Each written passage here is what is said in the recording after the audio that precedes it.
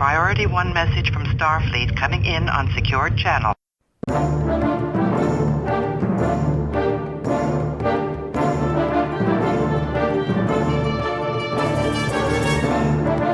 You are listening to the TrekRanks podcast, a member of the Tricorder Transmissions Podcast Network. This is episode 86, featuring the top 5 moments in song.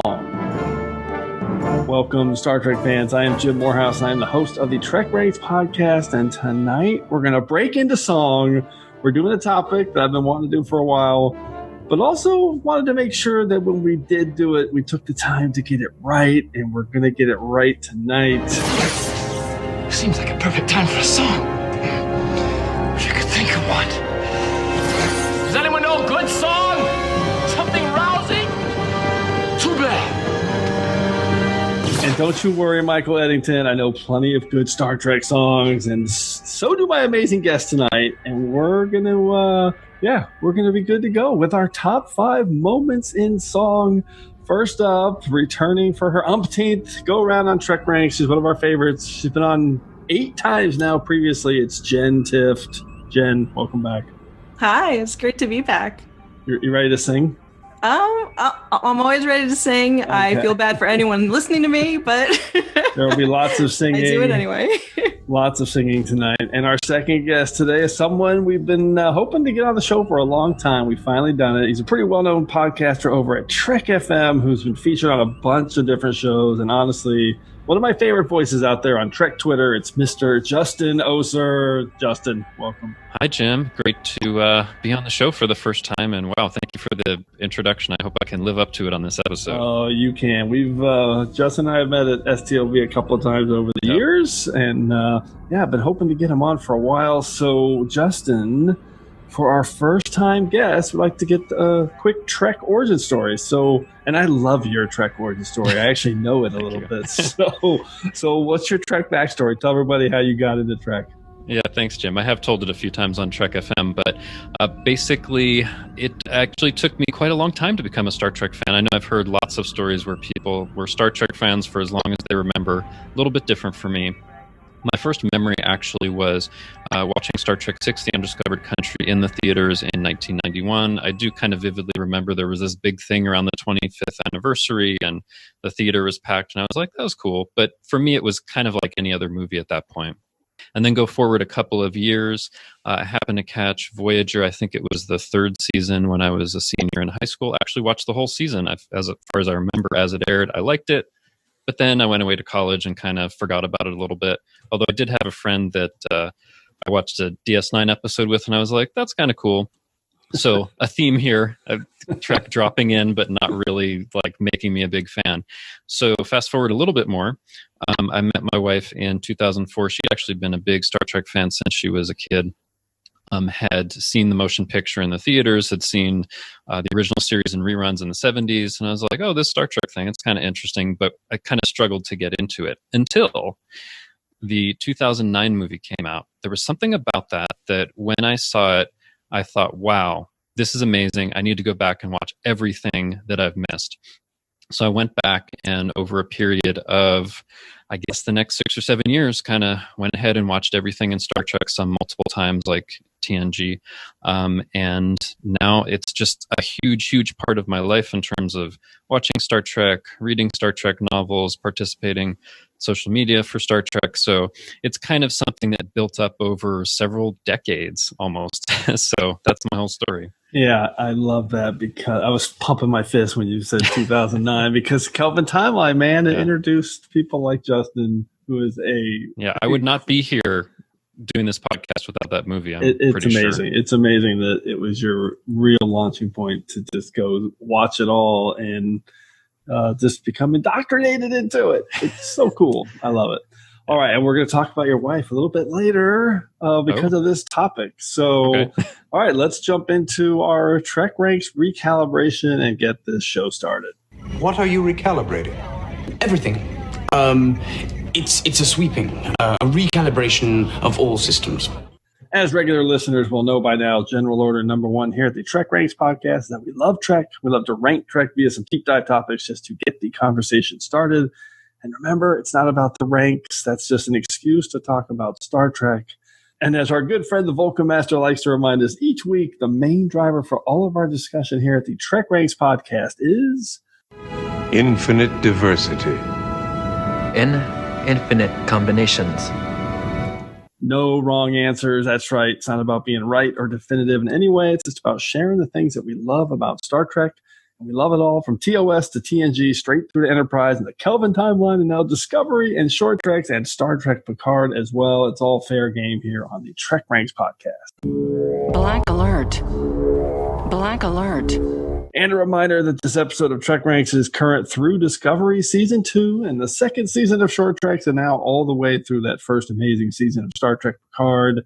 And one final reminder that we use episodes as a shorthand term, but the 13 films are always in play as well. Interface, net access, channel 90. And you can find TrekRanks on the net access interface links at trekranks.com. And you can contact me directly at TrekRanks or at Enterprise Extra. And you can also call and leave us a message with your own picks at 609-512-LLAP. That's 609-512-5527. Okay, Jen and Justin, why don't you guys let everybody know how they can get a hold of you on the net access interface? Jen. Yeah, you can reach me on Twitter. I'm at Eda Quarks. And you can also find my podcast, which is SnapTrek. We're also on Twitter at SnapTrek and wherever you listen to your podcast. Oh my God, I love SnapTrek. I always forget to. I got to start adding that to your intro. SnapTrek, people. SnapTrek is great. Also, Edad Quarks. That might be a spoiler. Justin, how can people get a hold of you? Yeah, you can find me over on Trek FM. I'm a co-host with my friends Brandon Shamatala and Chrissy DeClercq-Salagi on The Line, which is a Star Trek Picard podcast. We were doing episodes every week as the episodes of Picard came out. We're doing things a little bit less frequently, but we've had a couple of interviews recently with Evan Evagora, who plays Elnor, and Casey King, who played Icheb, and we'll have more stuff like that and other discussions coming up for you. You can also find me on Twitter. I'm at TrekFan4747, where I tweet about nothing but Star Trek. Oh, I need to find that Casey King one. I missed that. The Evan Evagora interview was awesome. Oh, thank you. Yeah, it was so good. What a genuine, nice person. Yeah, Evan was so nice, but so was Casey, and it was interesting to talk with somebody basically about one scene. But but we had some great stuff to ask him about. Yeah, I'm gonna go find that one, and I'm also gonna make a note. How did I have Bichet on here twice before I had Justin on? That's just unbelievable. I don't know. It's because you were waiting for this topic to put me on. Right? This is a good topic for you. Okay, let's activate our Level One Diagnostic to get into today's show. Diagnostic cycle will be complete in 20 seconds. So really quick, just want to make it clear again what we're talking about tonight in terms of moments in song. We're not really talking about scoring and the music that Star Trek is most known for, from the likes of Alexander Courage and Michael Giacchino and, of course, Jefferson Russo now. But what we are talking about are the songs that are actually in universe in Star Trek. So they're being sung by somebody in the episode, or they're listening to a song for some reason in the episode. And there's way more of these than you probably think there are, because I have a ton of secondary systems on my list. And it's a little bit up to you if you want to include something like Picard's Resican flute solo. That could be a song, maybe not. Harry Kim's Echoes of the Void clarinet song. So those are, I'm not going there, but that's kind of up to how everybody wants to define it. This is really about, looking for instances of songs in universe during episodes of Trek. And of course, it's TrekRanks, so we fully encourage cheating, so you can do whatever you want. Okay, and then also as part of our diagnostic cycle, we're going to ask all of our guests, and we're each going to talk a little bit about some music that's influenced us and some groups that we like, just as a little bit of a tease. So, Jen, let's start with you. What kind of music do you generally listen to, or any groups you want to highlight as maybe a preview for your picks? My relationship with music is actually very much lyric based. I'm kind of like Spock in the Final Frontier, analyzing the lyrics to even the simplest songs. I get a lot of enjoyment out of the actual poetry of the songs. So, so my playlists are usually heavy in like the singer-songwriter genre. So I'll be listening to people like Carole King and Paul Simon and Fleetwood Mac. I'm a big Motown soul fan, Sam Cooke, Marvin Gaye. But when I like to rock out a little bit, then I'm more into kind of like the post-punk era. Yep. So more like the Slits. I love Susie and the Banshees, Talking Heads, that kind of thing. Or even just like women that rock from that era. I really enjoy that era of music in general. So I'll be, listening to Heart or Pat Benatar or something like that. That's awesome. But, and it just I think it's true for everyone. I'm pretty much, I'd be hard pressed to name a genre of music that there isn't at least something I like in them. Yeah. All right. Well, that's similar to me. I love that. Love Susie. Yeah. Okay. So Justin and I obviously have connected over Star Trek, but we also connected the last STLV because I was sitting in the main theater, and I'm going to be honest, I can't stand these videos that they play during the breaks. There's these hokey fan videos from like the 1980s, and normally it's like a video and it's sped up and it's like the Green Acres, or some terrible song, and it's just like grating. And they announce here's Green Acres, really? Here's like I'm being facetious, but I'm also not. That's kind of what you get. Right. So they announce that they have the winner of the fan-made video contest, and up comes Justin's wife has won this thing, and I'm like, what? And she's composed her own music and this beautiful Discovery video, and I'm sitting there watching it, and I love it because it's this form of music called shoegaze that I'm a big fan of, and I know Justin is. And I couldn't believe how good this song was, and fantastic. So, Justin, tell us about your music background a little bit, because that was awesome. Thank you. I know we connected over that, and I was. My wife's talent is amazing because she basically put together the footage from a Discovery episode, and then with her bandmates in one of the band that she's in, they composed some music like specifically for this. But yeah, like as far as music for me, music has always been a big part of my life. It's interesting. I'm quite different from you, Jen, I think, because it's not the lyrics that are as important, but how it sounds, even if it does have lyrics. So for me, oftentimes I don't even realize what the lyrics are sometimes, and I mishear them a lot. And then later I'm like, oh, that's what they're actually singing about. Interesting. But yeah, there's a wide variety of music that I love that goes, all the way back to the 1920s and 30s, all the way up toward the present day. But, a lot of the music that I really love is from the 60s to the 90s. And as you mentioned, Jim, I'm a big fan of shoegaze, which I'm sure a lot of your listeners may have never heard of, because it's a genre of music that basically first became popular in the UK in the late 80s, early 90s. And it had some popularity there for a little while, but it's been quite influential kind of through time. And now there's probably hundreds of shoegaze bands all over the world that are kind of influenced by that kind of music. And my wife has a shoegaze band as well. So just maybe as a little description. So it's kind of like something where how loud and noisy it is as important as kind of beautiful melody and ethereal vocals and things like that. That's kind of the best way to describe it. And I love it. It's what I listen to all the time. And if I were to mention a couple of groups that I really love out of many that I love in the genre, it's probably two groups, My Bloody Valentine and Lush are probably my favorites. I love all the music that they did in that era, and they did a little bit closer to the present day. So that's kind of that's as important as Star Trek is to me. Music and shoegaze especially is equally important. That's awesome. So yeah, I like that genre too. Late 80s, early 90s.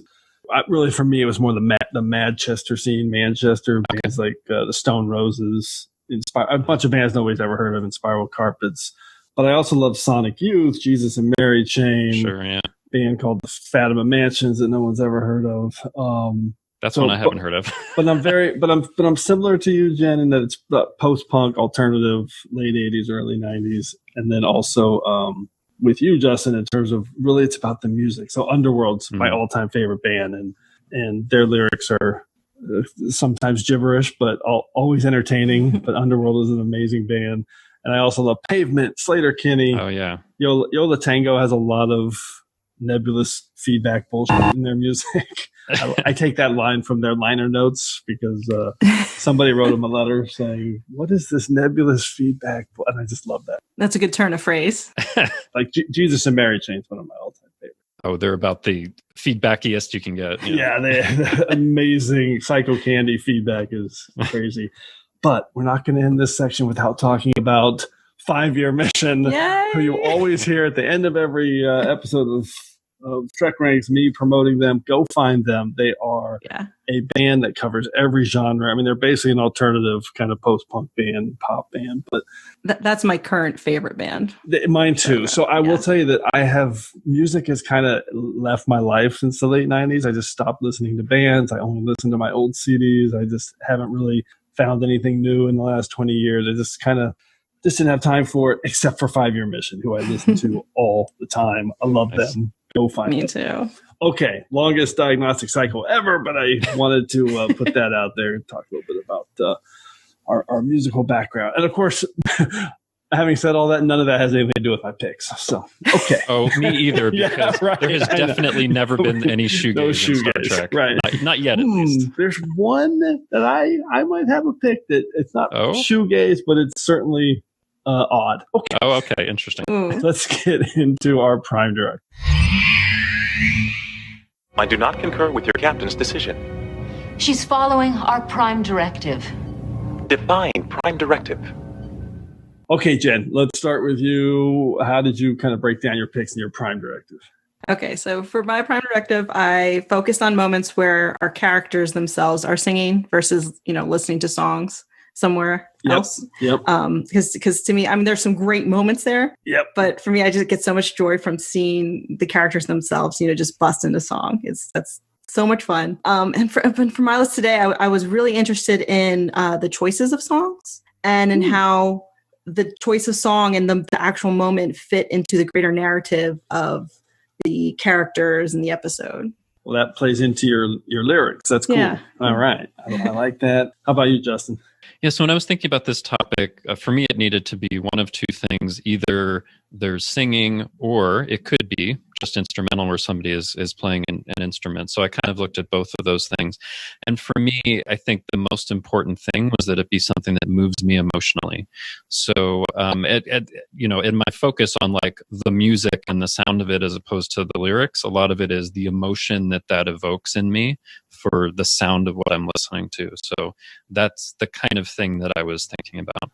That makes a lot of sense. And I'm similar to you, Jen, that I was brainstorming all my favorites, and I have scores of them, literally.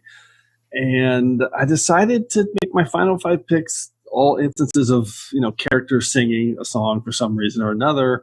So that definitely eliminates a bunch of cool moments. There's no beats and shouting for me, even though it's one of my favorite Star Trek moments ever. And then I also wanted so good. I know it's so good, and Sabotage is such an amazing song. Yes. But it's not going to make my list because of that prime directive. And then I really wanted to make sure all 5 were like really critical plot points, more than character points. They were like really critical to the story, where a song was actually part of the story and what was going on. So I think most of mine fit that. And I got a lot of deep cuts and I got some big standout moments. So I think we're going to cover a lot here. Okay, let's get into the order of things. My friends, songs will be sung about this day.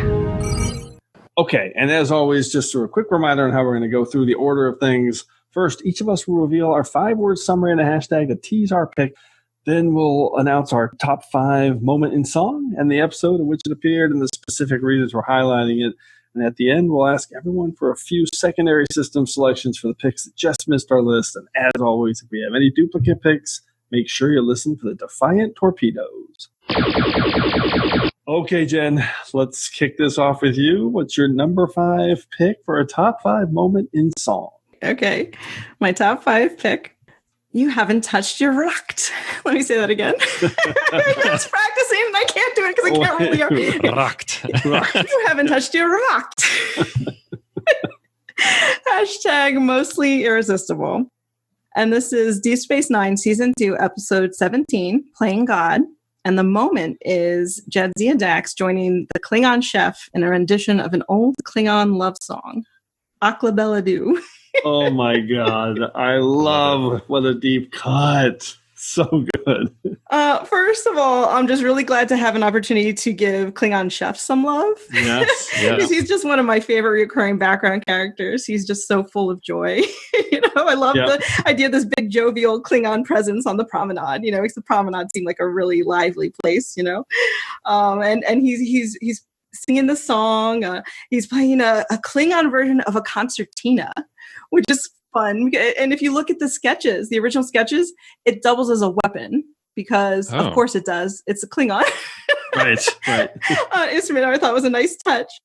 But so he's singing the song and Jadzia joins him at the very end and they laugh and embrace, because they're old friends. And the reason that this particular moment made my list is because where this scene fits in the episode. Okay, so this scene is a culmination of a group of scenes that show Jadzia basically like commanding every room she enters, but from the point of view of her Trill initiate, Arjun, this is the one where she has the Trill initiate, and he just is not into Jadzia's vibe at all.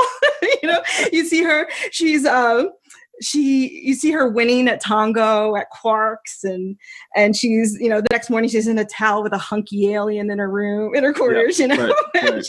she catches a Cardassian vole, with gusto, and then finally she sings this song with Klingon chef, and who says she taught me that song. So Jadzia, she taught the Klingon chef this Klingon song that he had never heard before, because of course she did, because she's Jadzia. And it cracks me up because you see all this through Arjun's eyes, he just looks stiff and uncomfortable in every scene. And they sing, and Klingon chef can't stop praising Jadzia, and poor Arjun just sits there moving his rakt around on his plate, and it's just hilarious. But it's just a wonderful way to culminate this group of scenes where Jadzia is being this like vivacious, perfect woman, and Arjun is just not having it, and it makes it really funny. It's just such a funny little scene. I love it. I have so many memories of the Klingon chef, obviously, and thought about him, but I don't remember. So Jadzia sang with him on this at the very end. So he goes through the restaurant playing his concertina and singing, and then he goes up to her and they put their arms around each other. And the very last line, the Aglabella. I love it. Yes, lots of singing. La bella du, bella du, la sum, la catra, la sum, la bella du.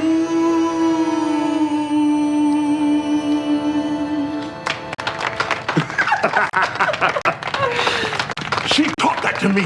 Can you believe it? A Klingon song I'd never heard. All right, Justin. Oh, it's so fun. Justin, what's your take on the Klingon chef and Playing God? Oh, I love it. I wish the Klingon chef had his own series, because it's just such like this. It's this idea that you don't think about, this jolly Klingon chef, right? But he's such a great character, and I definitely thought about this one as well, Jed, because there's just something so wonderful. Only Jadzia could teach a Klingon, a song they didn't know because of everything that her host has done over the centuries and stuff like that. So it's just a joyful scene. Every time I see that, I smile and I love it. Playing God isn't the best episode, but I mean, that's a really standout scene. I love it. I'm going to have to rewatch that from Arjun kind of takes over that episode in my head. Yeah. Mm-hmm. But I need to watch it from the perspective of just Jadzia kicking ass the way you described it, because that sounds way better that way. Well, you see, you're taking advantage of the fact that she has 8 different lifetimes to pull from here, and he wants to supposedly Arjun wants that. He wants to be a joint Trill, but he's not acting like someone who would be interested in doing that. No, he doesn't. All right, Justin, how about you? What is your number 5 pick? All right, my 5 words in a hashtag. Duet combines past and present. Hashtag acoustically perfect spot. So this is TNG Season 6, Episode 19, Lessons, with Picard and Darren playing their duet in the Jeffries tube. What a moment. Do you know where we are? Yes, this is the fourth intersect in Jeffries Tube 25. No, this is the most acoustically perfect spot on the ship. When I was on Earl Grey, I said this before. I love Picard and Darren. It's actually my favorite Picard relationship. Team Darren. I am Team Darren. I know it's not necessarily a popular opinion, but I love this episode so much. The intersection acts as a resonance chamber. How did you find it? A little exploring. You mean to say that you crawled through every tube on the ship? Well, not everyone.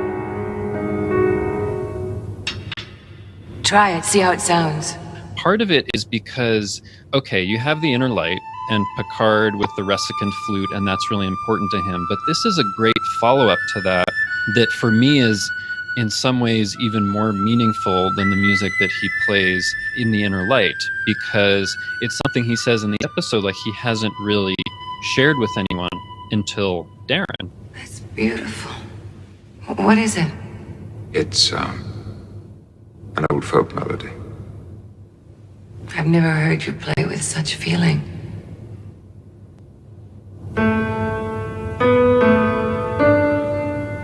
And they have this common interest. I mean, they have this common interest in some of the science that she's doing, but there's this musical interest as well. And she brings that out like so beautifully. And I just love the music. I mean, it's instrumental music, but it's just beautiful. And the way they play together a few times, but like that specific duet in the Jeffries Tube where, Picard is playing, the theme that he played in the inner light, and then Darren is accompanying him on her little portable piano. I think it's just beautiful the way that it works together and the way that it's kind of, in a way, opening up Picard's heart in a way that you haven't seen as much before. And then they kiss at the end of it, which I love because I love them as a couple. But like, this was one of the first things that I thought of because I absolutely love that moment. And I think the music it just works, and it just kind of moves me emotionally to see what's happening to Picard as a character, how happy it's making him that he's making this connection on the level of music, which is something that's so important for me as well. Is there a problem, Geordi? I hear music. Music? I do not hear anything. You sure? I know I heard something.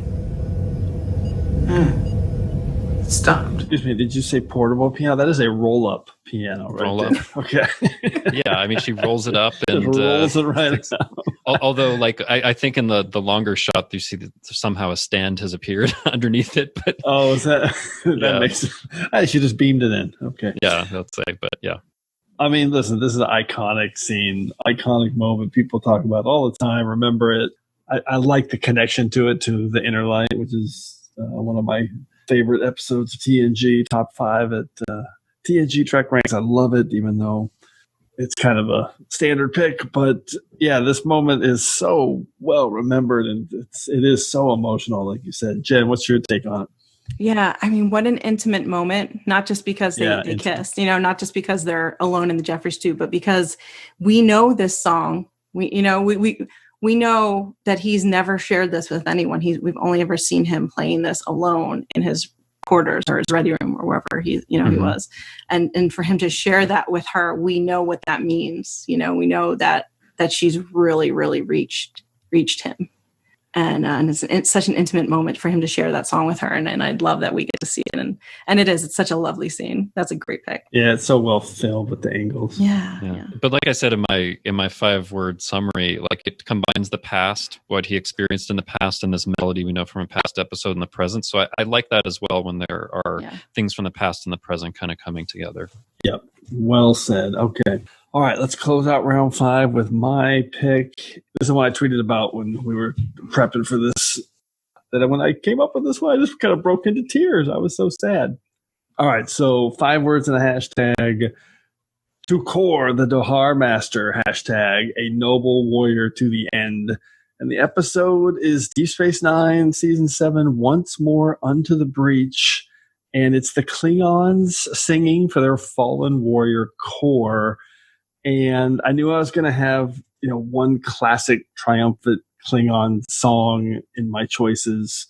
The standard songs will be sung of this day. And something about this episode, it just speaks to me. It's not like one of the greatest episodes ever of Trek, but from a moment in song, the whole episode feels like a song or a poem. It just has this very structured prose. Of course, it's a Ronald D. Moore script, one of his last big Klingon kind of Shakespearean episodes.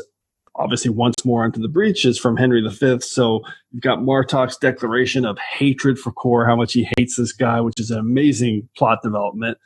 You've got Kor's grandiose speeches and exaggerated stories when he jumps Worf at the end and he tells him he'll see Jadzia and Sto-vo-Kor. It's just all this big theatrical, poetic language in this. And there's that amazing scene where he's being mocked when they're all having a meal, and Kor says to savor the fruit of life, my young friends. It has a sweet taste when it's fresh from the vine, but don't live too long. The taste turns bitter after a time.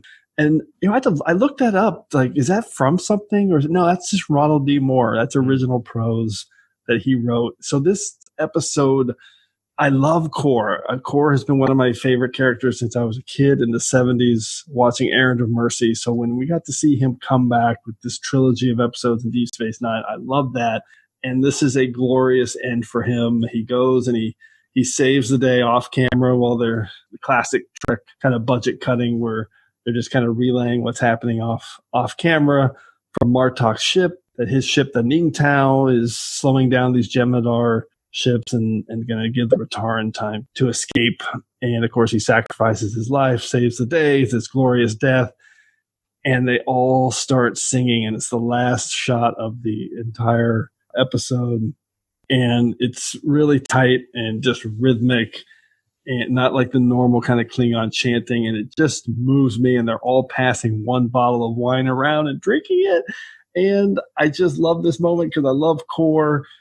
And by the way, this is also the last acting role ever of John Colicos' career, and he died 2 years later. So just this episode just moves me, and I actually at one point was going to be my number one, but I have so many picks. I made it my number 5. So Jen, you and I both had Klingon songs for our round 5. Klingon round. Mine is the Klingon crew of the Rataran singing to Kor. Oh my God, I'm gonna cry! What a great pick! Oh my God, and this episode is interesting just to start with because I love Martok so much and I love Kor so much. I remember thinking, oh no, my favorite Klingon hates my other favorite Klingon. This is wrong. You know? Right. It was a really big. It was a big moment. Yeah. Oh, and then when he talks about seeing Jadzia and Sto-vo-Kor, yeah, I lose it. And by the way, Martok doesn't drink at the end. So he gives the speech. It's his words, my 5 words in a hashtag, to Kor, the Dahar master and noble warrior to the end. But he doesn't drink, which I think was a choice. He's done it. The Jem'Hadar are out of time. They can no longer overtake us before we reach the Defiant. How did that pompous old man hold off an entire Jem'Hadar fleet with only one ship? Does it matter? Darak, give me that bottle. To Kor, the Dahar master, a noble warrior to the end. Mikokara Endokila Pero chum karedo mila Stamparito Malaiko Lika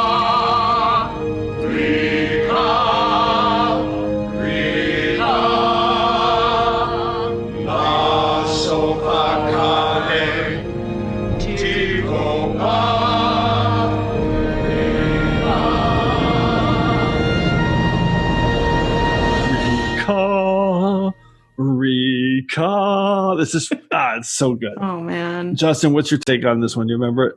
I love that. I mean, I think really enjoyable, really great, nice way to close out Kor's arc. And what an arc from the original series, where in Errand of Mercy he was pretty evil, seeming like in that episode that he was going to do these terrible things and kill all these people.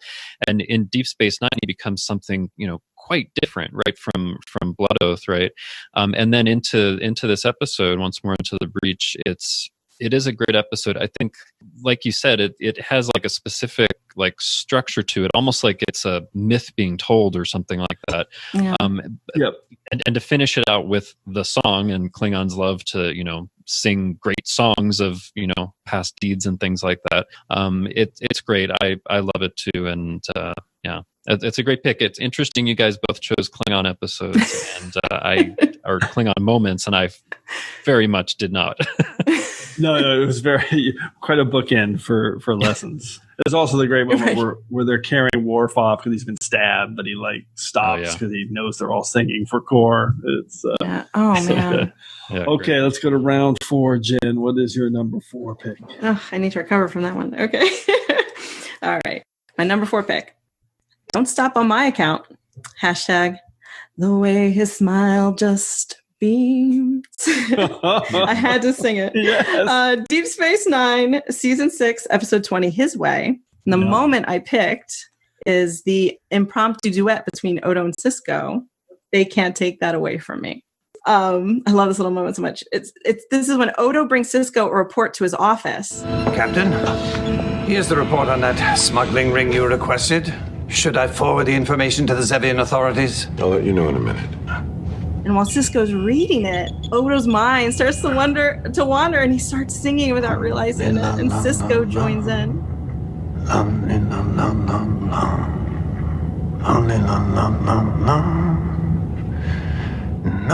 No, they can't take that away from me. The way your smile just beams. It's an endearing moment for both characters. Yes, Captain. Oh, don't stop on my account. Stop what? You were singing. I was singing. No, they can't take that away from me. You're right. I was singing. They can't take that away from me. Yeah. Oh, I love it, and they don't bust out into a perfect duet because that wouldn't be true to the characters. You know? They kind of just like do a couple lines, stumble around it. And I mean, like I said, there's so many great musical moments in this episode, but I like this one because it shows Odo as a character finally letting go and loosening up so much so they didn't even realize he was singing. And when Sisko calls him out, he doesn't pretend he wasn't singing, like he keeps on going. Right. that Season 6 Odo, that's not something that an earlier Odo would have ever done. He would have been like, oh, no, I wasn't singing. You must have misheard me, And it's just lovely to hear Sisko sing because he's, his voice is like silken, and they can't take that away from me is one of my favorite songs of all time. So it's a treat to hear, but it's also a perfect song for Odo at this particular moment in the episode, because this is when he believes Kara's still with Shakar, but he's coming out of his shell, hanging out with Vic, and he's defiant about it instead of just moping about it. He's past that stage, and he's like coming out of his shell. He's they can't take that away from me. Perfect song choice for this. I just love this little moment so much. Oh my God, this is such a great pick. It's such a deep cut, such a beautiful, soft little moment. But I like that you said that because they can't like just break into song, but it's perfect the way they both do it. Oh my God, I just love this pick. Justin, what's your take? It's great. And you're right, Jen. You could have a top 5 just of His Way because it is so much an episode that's about music, that's about singing and playing the piano and just like all of this stuff. And Vic is one of my favorite characters on DS9.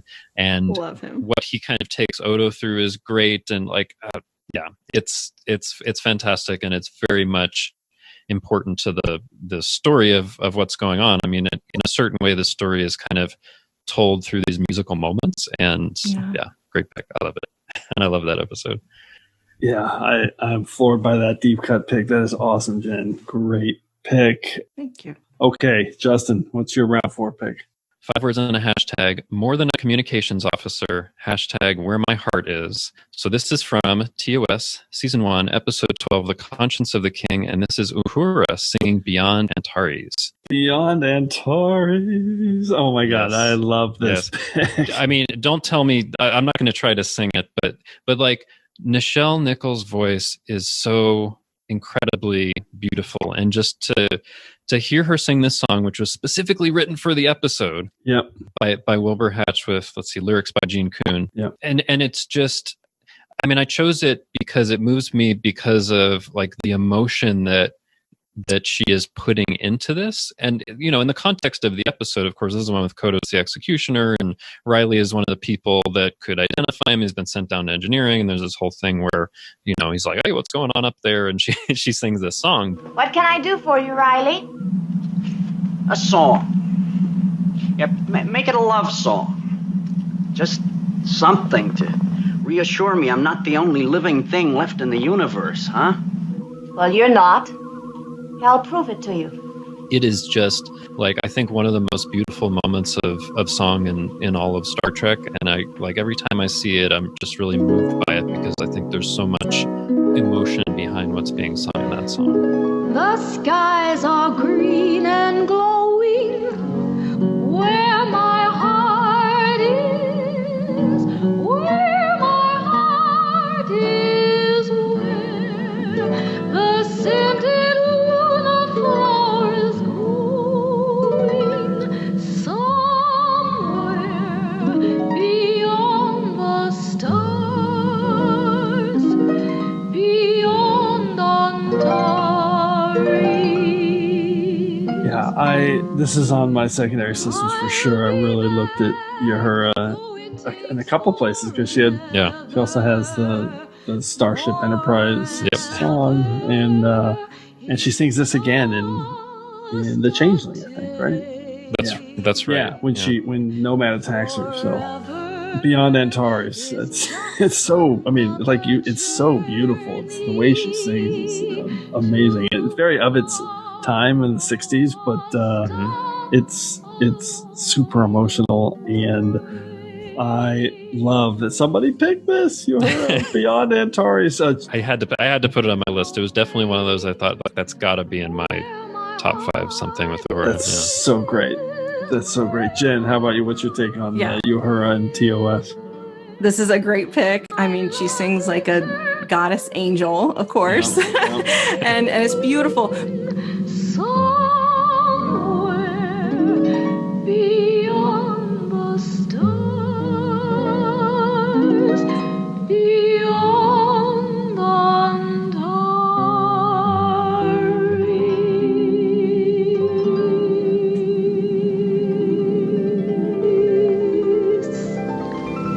I have a soft spot in my heart for one Mr. Kevin Riley. Yeah, I know. And, but the juxtaposition of her singing this beautiful song and the the visuals of like, oh my God, is he gonna be okay? Like, is he gonna drink the drink? And she's singing, and like you see this spray go into his drink, and it's like, oh, that's right. Right. So this beautiful song, and combined with that, this scariness of what could be happening. Is he going to? Is he not? And I just like the way it all flows together. It's a great moment. Yeah, it's such an interesting juxtaposition, because it's kind of at cross currents with what's happening to Riley, right? Where like he's going to be in danger, but there's this like beautiful, soothing song going on. And sometimes I really like that when there are things that are working a bit at cross purposes. It just kind of makes the moment a little bit different that way.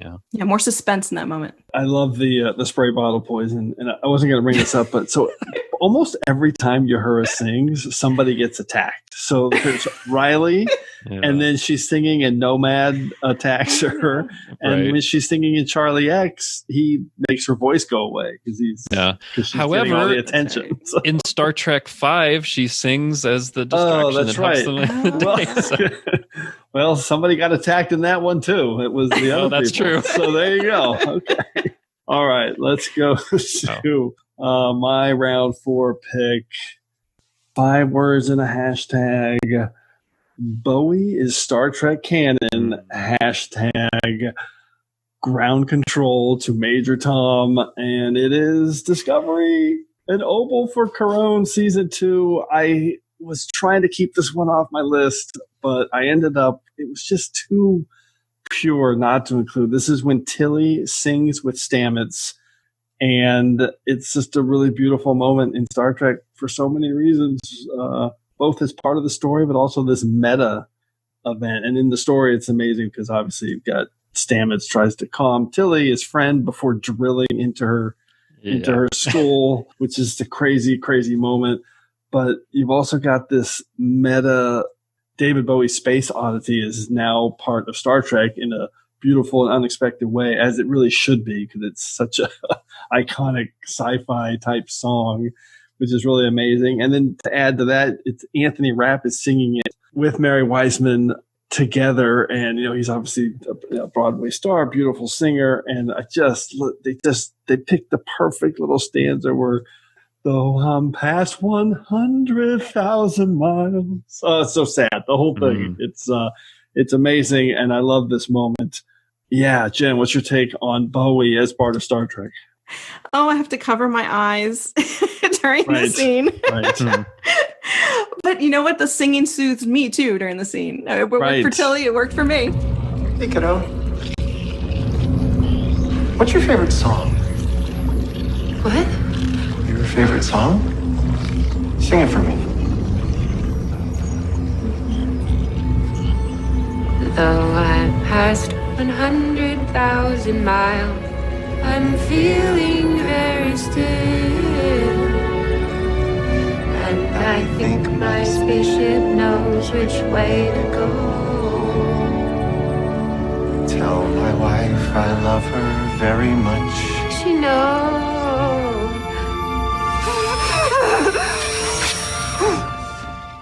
I really, really just hope that they keep plugging in moments like this in Discovery. I think Discovery's the perfect venue they have such a talented vocal cast that they really should be adding some musical moments like this. And I like true. And pick and choose, what they're choosing to make canon. I think this was a very good song to choose to make canon in Star Trek. I was really excited to see that. That was a great moment. And it's such a great part of the story. Justin, what's your take on Space Oddity in Star Trek? I love this pick, Jim. I'm a huge Bowie fan. Just to give you an idea of how big of a fan my wife and I are, recently we did something where we listened to basically his entire discography to try to pick out what our favorite songs are. Oh, that's which is cool. many, many, many, many albums. Yeah. But yeah, and when this moment happened in Discovery, I mean, of course, it's difficult to watch because Tilly's head's being drilled into, but like Space Oddity is a song I love and I've loved for a long time. It may have been one of the first David Bowie things that I heard, possibly. And it is a song that's soothing, but it's also a song about kind of being out in space and kind of losing your way. Mm-hmm. And in a certain way, what's going on in the plot with Tilly is this thing is happening that is kind of taking her over, and she's kind of not understanding in a way like who she is anymore. So it's kind of a perfect choice in terms of that for what's going on with the lyrics of the song. And yeah, making Bowie canon is wonderful because I just love his music so much. Tell my wife I love her very much. She knows. Okay, right. Let's go to the soup round. Round 3. It's great. And now, as I'm sure that somebody out there has said, it's time to pay for the soup.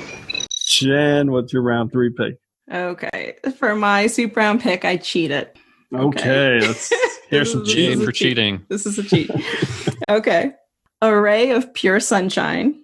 Hashtag. And it's grotesque funhouse reflection. So these are 2 duets with the EMH and 7 of 9. The first one, You Are My Sunshine in Someone to Watch Over Me. Yep. And the second one is Oh My Darling Clementine in Equinox Part 2. Oh, I love it. 2 more duets. But they have to go together. Yes, they just exist as perfect counterpoints to each other that I had to put them together and cheat a little bit. Wow. So I mean, let's start with the happy one. I love the idea of a hologram being the one, to help 7 explore humanity. That just always tickles me. And so I love the visual here in the You Are My Sunshine duet of a hologram and an ex-Borg standing in a, cargo bay / Borg alcove, whatever you want to call it, in the 21st century, and harmonizing to an old American folk song. It's just a really cool juxtaposition, and it's a beautiful moment visually. And of course, they sing wonderful too. So this is the EMH. He's trying to, at this point in the episode, he's trying to tap into her interest in music as a way for her to relate to people. And this is when he finds out that she can sing like an angel. He didn't know that she had that voice. And it's a sweet moment of discovery for him. And I just love how you can physically see the doctor falling in love with Seven in real time during the song, just the acting on his face. And it's just so beautifully done. It's a wonderful song choice. This is a song about a lost love. And, and later he gives her that note that says, "You are my sunshine." Not, it doesn't, it's a holographic practice, but that just makes it just so sweet. I just want to cry. And it's a great moment. It's a wonderful moment. And then Equinox Part 2 now. Equinox Part 2. Not so much. They flip it completely on the head, on their head. But it's just, they purposefully done. I mean, "You are my oh my darling Clementine," and "You are my sunshine," it's very similar, but we're talking about the one where Ransom deletes the EMH's ethical subroutines, and he basically gets turned into an almost mirror universe. Yeah, like mirror flocks is what. Yeah, or like the doctor from Living Witness that they think he's that bad. Yeah, right? Yes, exactly. And so he's Ransom wants to get the codes from Seven's head, Seven's brain, because she sabotaged the power relays and can't go into warp drive or whatever. And it's a terrifying moment of body horror, when they sing this song, because he has control of her auditory processing, in her brain, and he taps on her Borg implant to get her to sing her parts of the duet, and it's really disgusting. You can hear him tapping on it, and so she's involuntarily singing her part, and it's a horrible, horrible moment. Oh my darling. Oh my darling, oh my darling Clementine. How much longer? Another hour, maybe less. You are lost and gone forever. Dreadful sorry, Clementine. What are you doing? Her auditory processor. We used to practice duets together. In fact, I taught her this old chestnut. Light she was and like a fairy. And her shoes were number 9. Her ring boxes without topses. Sandals were for Clementine. Drove she ducklings to the water. Enough. Even more horrible in comparison to the duet in Someone to Watch Over Me. It just makes it, because we've seen that, and we've seen how beautiful their connection is with their music. And it's just awful. And he says to Ransom, "I'm going to need a new partner." Just make it as gruesome as they possibly can. He does a morbid bonus song moment. He does a morbid rendition of "Dem Bones." He changes the words. He's like the ocular nodes connected to the sensory node. Oh god! Oh, it's so disgusting, but it's really well done. I mean, for what they were going for exactly that. To make it as horrible. And this juxtaposition is only like a few episodes apart. Yeah. I mean, because Someone to Watch Over Me is right at the end of season 5. Right at the end of season 5. Yeah, it's like, I don't know, 5 or 6 apart 22. Or something. Yeah. Wow, that's crazy. Yeah. Wow, inspired double pick. We love cheating when it results in more Star Trek to watch. Justin, what's your take on this one? Wow, I mean, Jen, like pairing those 2 episodes together, because when they do the duet for "You Are My Sunshine," it's kind of like this really like sweet moment, and the doctor's falling in love, and then in Equinox Part 2, it's just terrible experimentation going on. It's interesting because I think you thought of the common thread of like the Doctor and Seven singing, and there were these kind of older songs, but wow, really interesting juxtaposition. And I always love hearing Jerry Ryan and Robert Picardo sing. I think they have beautiful voices. So, great pick, even if it made me be like, oh, yeah, oh, no. Great pick, even though I'm cringing. Okay. Justin, what is your soup brown pick? Okay, so my 5 words and a hashtag: 2 voices in perfect harmony. Hashtag, when I awoke, dear, I was mistaken. Yay! So fire the torpedoes, Jen.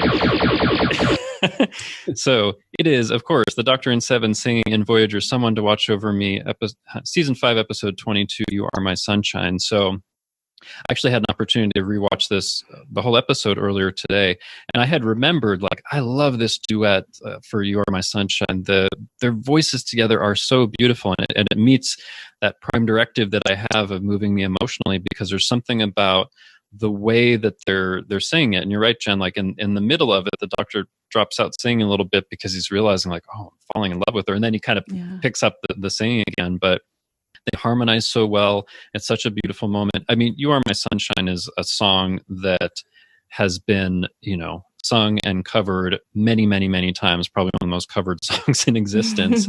But they managed to do something with it that feels, I don't know, just like unique to their personalities and their singing voices. So I'd absolutely love it, and it was one of the first things that I thought of. And actually, I looked into the history of the song because I was curious, like, has this song been around for a really long time?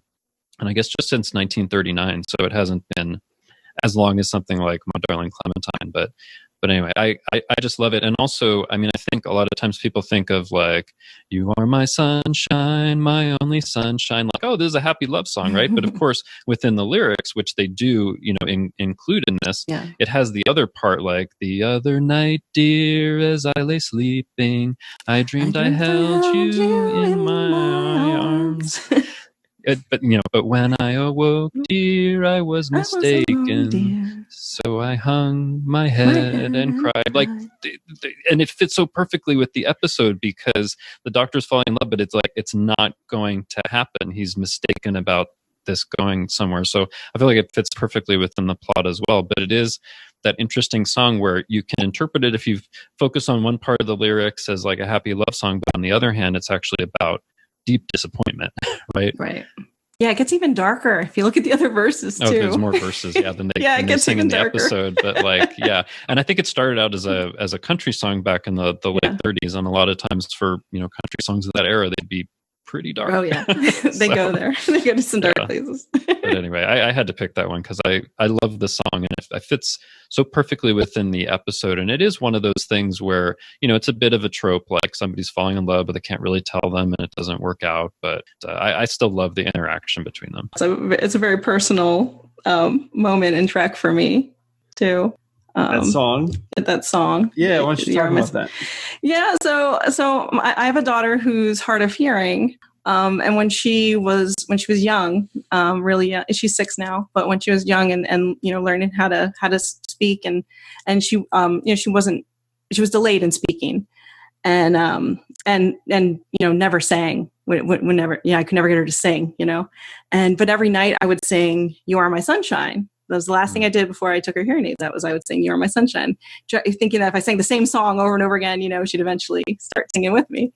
But she never did. She never wanted to sing with me. And then one day I had the idea of showing her that scene because she knew Star Trek as like mom's thing. She's like 2, but I showed her that scene. I'm like, look, they sing this song on Star Trek even, and I played her that song, and then we went to bed, and the next day I'm in the kitchen and I hear her singing to herself.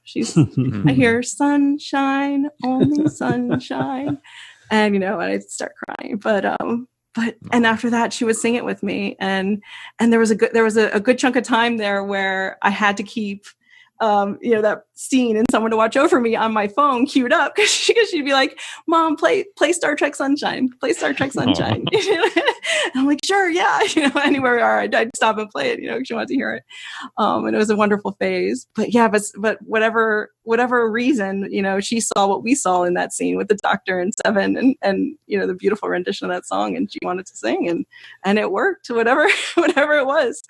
And yeah, I love that. Just please don't play her My Darling Clementine. I know, right? Stick to the sunshine, and we only sing the happy verses. Yeah, sunshine. It's fantastic. Okay, let's close out the soup round with my round 3 pick. 5 words in a hashtag. Out of the tree of life. Hashtag I just flicked me a plum. All right. I had to go there. It's Bada Bing, Bada Bang, Deep Space Nine, Season 7. Cisco sings with Vic. And I love this moment. And this is actually really important in Deep Space Nine. And it's important to Star Trek. You could maybe think of it just as a little bit of filler at the end of an episode, because the episode's literally over and they just kind of step up. Vic brings them up on stage. But it's really like the closest you get to the Star Trek the musical. And I just think the scene means even more than all of that. It's this real friendship defining moment of Deep Space Nine. Sisko's joined his friends in Vic's, which is something he's resisted prior to this because of his personal reasons, which make a lot of sense and add a lot to his character. But now he's there and he's the captain, and Vic knows it, and he's invited him on stage to sing with him. And it's just so beautiful. And, I always think when I was younger, if I was 20 years old, I probably would have hated this scene because it's like not Star Trek, right? But when this aired, I was, late 30s, and man, just complete vision of what Star Trek is. It literally can be anything in any format at any time. It's an incredible scene. I love the heavy bass in this rendition, and it's one of my favorite moments, to say the least. Jen, how about you? What's your take on this one? Yeah, well, I'll just give you my number 2 pick right now. 5 words. Just pick me a plot. Hashtag the end is the beginning. Oh, and of course, it's the best is yet to come. It's just a moment of pure Star Trek joy. I love everything about it. I love this whole episode, but this moment in particular, you said a lot of it. But this is the last bit of frivolity and joy, I guess, before everything goes down to finish up the series. So this song choice works on a meta level because, you're looking forward to the final arc. This is the last standalone episode, before that final arc. But it's also wonderful on a character level because during the whole song, you see Ben singing this song directly into Cassie Yates' eyes, and in the very next episode, he asks her to marry him. Yep. So they picked the perfect song and they absolutely kill it. And I love this moment. And no other captain could have pulled off that song the way Sisko did. The best is yet to come. And babe, won't it be fine? Justin, what's your take on the best is yet to come? I love this so much. First of all, you mentioned, I think in his way, Jen, that you get to hear Avery Brooks as Sisko sing a little bit, but this is him singing an entire song, and he has such a beautiful, deep baritone voice, and you can see Avery Brooks is like happy to do it. And you're right, it works on the level of the best is yet to come with the final arc. And actually, this one was filmed after Inner Arma Annam Silent Legis, so the next one that was filmed was right into the arc. So for them, it was very much like, hey, the next thing that we're shooting is the best yet to come. So I love this moment. I love this kind of music, this kind of, like swinging jazz kind of music. It's just, it's amazing. And I think James Darren had maybe chosen the song if I remember right. But like, I love this song. I love the rendition. It makes me happy just to finish out the episode on the song. And what I love as well is they finish the song and they're kind of embracing, and then you see a shot of the station with the ships around it. So it's almost like the end of the song is like, yeah, we're doing that, but we're also at DS9, and isn't Deep Space Nine the best thing ever? I mean, it's like this whole thing that I always love, and I smile at the end of that episode. So great pick, guys. I love it. And in that episode, can we give a bonus shout out song moment to Jade Chataway for pulling off an original Alamo song that that's right, at the beginning. That legitimately sounds like it could have been sung by a member of the Rat Pack in the 60s. I had no idea that it was written for the episode until I looked it up much later. Seamless. Crazy, right? I have always been floored by the fact that that's not a standard. Yeah. I just always assumed it was a standard, but yeah, actually, probably should have picked that. Now that I think about that, that's Jay Chataway, man, he's amazing. Oh my god, yes. Okay, Justin, round 2 pick. What do you got? Okay, 5 words and a hashtag. Pause for a moving reflection.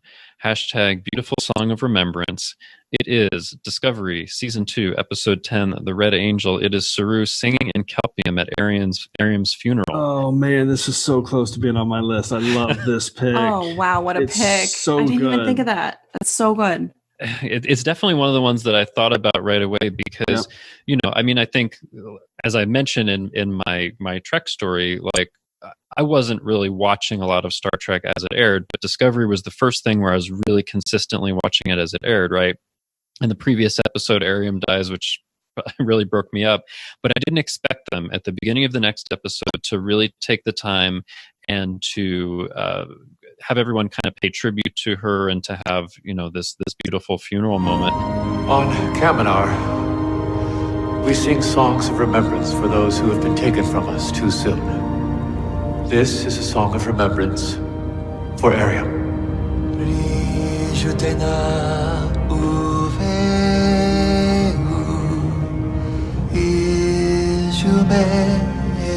But then Saru singing in Kelpian, and yes, that is Doug Jones that is singing that. He has such a beautiful voice, and it's so moving. I mean, it's one of those things I had to pick because it just moves me so much emotionally because I'm moved by like what happened to Ariam, and now they're paying tribute.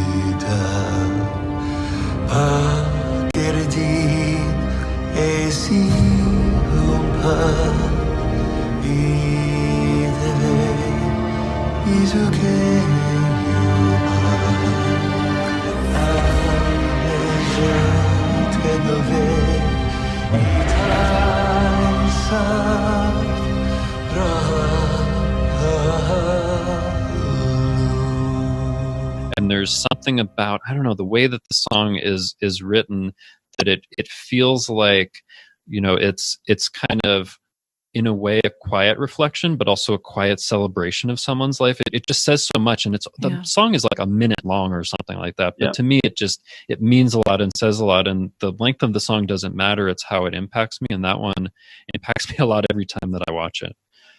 I love this pick, and this is Jefferson Russo composed this song for Doug Jones, and it's just beautiful and haunting, and it could so easily go wrong, trying to kind of make up an alien song that sounds with alien lyrics that sounds alien, but it's haunting. I think you said that. It's just absolutely mesmerizing and haunting, and I love it. It's a beautiful moment. The Red Angel is one of my favorite Discovery episodes. Fantastic pick. I was really close to picking. I think this is the first one with lyrics that aren't in English, right? For Discovery or there's a lot of Klingon picks songs that we have. Oh, yeah, we got some Klingon Oh, picks. the Klingon ones. That's right. The Klingon ones. That's right. Okay, so we have a variety. I'm keeping track of those stats. First one in Kelpian. First one in Kelpian. Jen, what's your take on Saru and the Red Angel? Great pick. You guys are so right. Haunting is the right word for it. I remember being physically taken aback, doing a double take because it was so unexpected. It was unexpected from that character. It was unexpected that it was so moving. It wasn't because you have an alien, someone that's dressed in an alien costume singing, alien words, and that could easily turn into comedy, like unintended comedy. Right. But there is no hint of that whatsoever. No. Everyone's just dead silent listening to this beautiful otherworldly hymn, and it's what a great moment. Such a great pick. Yeah, it's beautiful. Really good. All right, well, let's close out round 2 with my number 2 pick. 5 words and a hashtag. Stompy loved this old song, hashtag, and Maxwell liked it too. It is from TNG Season 4, The Wounded, and it is O'Brien and Maxwell singing The Minstrel Boy, which I always knew was going to be on my list. It's a legendary moment in song in Trek, classic episode. The minstrel boy to the war has gone. I have sung this song literally for 30 years. In fact, there's people at work who'll be like, "Hey, sing the minstrel boy," and I'll just sing the whole thing straight through. I'm like, I cannot believe you can sing that whole song. So, are you Irish, Jim? No, but because it was in Star Trek. But I'm a Trekkie, and I love it. It's a great moment. Oh, it really is not much more to say about it than that. I think everybody kind of remembers this moment. They all this is just a classic Star Trek moment in song. It's just, what else can you say? It's kind of reminiscing about war, and I love when Maxwell says, "What was that guy's name?" And he's like, "Stumpy." Yeah, old Stumpy. Old Stumpy, like the minstrel boy. Jen, what's your take on The Wounded? An excellent, wonderful pick, of course. I love The Wounded. I love that they brought it back as kind of like O'Brien's theme, in What You Leave Behind. Oh, that's right. Which was a really nice touch.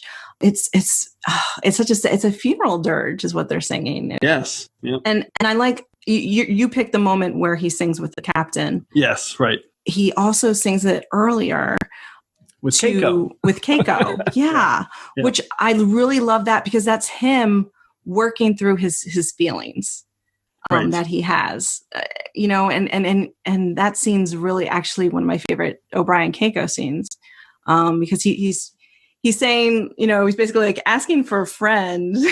Why do people still hate the Kardashians? But he, you can see him like trying to work out his issues and remembering that song. And then you find out later in your scene that he's remembering that song specifically because he lost his good friend, and that was the song that he could sing. And so it's like a reveal for that. Your scene's like a reveal for that, and also just a beautiful duet of these two veterans who have really, really seen some horrible, horrible things, and it's beautiful. What was that song of his? One he always sang, one I liked. The minstrel boy to the war has gone. In the ranks of death you will find him. His father's sword he hath girded on, and his wild harp slung behind him. Land of song, said the warrior bard, though all the world betrays thee, one sword at least thy rights shall guard, one faithful harp shall praise thee. So well done, and a great pick. It's amazing. Land of song, said the warrior bard. Justin, what's your take on The Minstrel Boy from The Wounded? Oh, I love this. I thought about this one as well. And I mean, it serves an important point in the plot. I think of it almost as like diplomacy through song, because, there's this tense situation. Maxwell, with his ship, has been, attacking Cardassians. He's gone rogue, right? And Picard has to hunt him down with some of the Cardassians, and Picard is having trouble diffusing the situation. O'Brien's like, I got this. Let me find this reason to beam through the shields and talk to him. So he comes to see Maxwell, and they kind of reminisce like for a little bit, and then they sing this song. And right after that, Maxwell's like, "I'm not going to win this one, am I, Chief?" No, sir. So it really diffuses the situation, but it doesn't do it in like a hokey or a too quick way. Like, it makes sense. They have this association. They're having this reminiscence, and I think it also speaks to something. Sometimes there's a power in song that you can't have in prose, because it kind of works a different part of your brain. There's something that can touch you in some way with song that sometimes spoken words alone can't.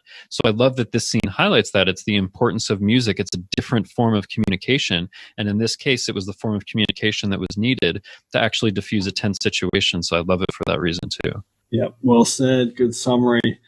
Okay, let's go to our round one moments in song. Jen, what's your number one pick?